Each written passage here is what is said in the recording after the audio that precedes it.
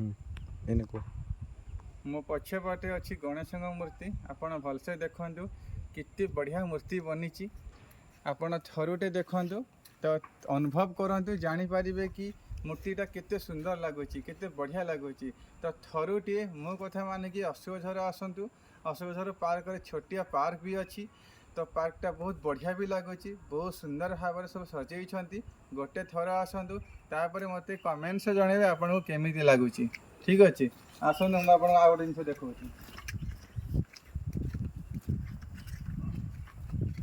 देखो मो पछे गोटे अशोक मोर मूर्ति अच्छी अशोक चक्र गोटे मूर्ति अच्छी दीपर साइड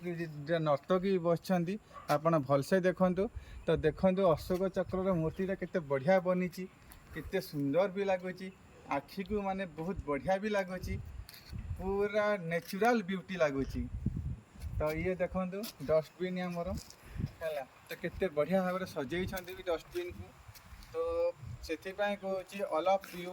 एंड मोर फेसबुक दोस्त व्हाट्सएप दोस्त इंस्टा दोस्त जे कहीं भी मो सागर कनेक्ट अच्छा तो आसतु देखिपारे अशोकझर पार्क रो केते बढ़िया नजरिया केते बढ़िया दृश्य तो मुझे विशेष किसी कहींपारूनी कहीं वर्षा अलरेडी आसला तो आपड़ देखु ये भी वाटरफॉल तो पानी नहीं पानी भी वर्षा में बंद अच्छी किछि दिन पाई तो स्टार्टिंग हो वर्षा दिने लाइट लगी तो लाइट लगी देखिपार आप छोट छोट लाइट लगी तो पानी रे भी लाइट लगी एटा इनागुरेट हम ए किछि दिन पाई बंद अच्छी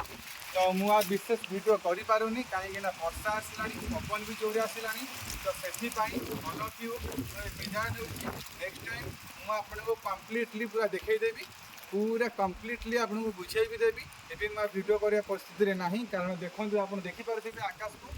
तो वर्षा आसला तो बादल भी ढके आसला तो आप भी देखिपे